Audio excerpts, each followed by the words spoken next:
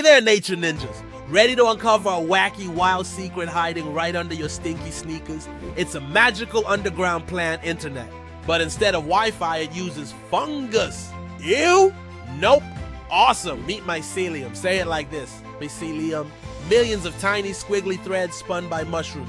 It's like spaghetti, but for science. These threads creep through the dirt and secretly connect plant roots like walkie-talkies and snack-sharing tubes.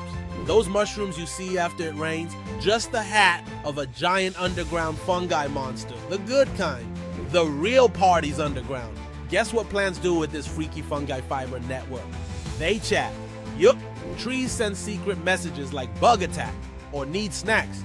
They even share food, like a tree giving a baby sapling a juice box full of water and vitamins. And the sapling sends back sugar. Sweet.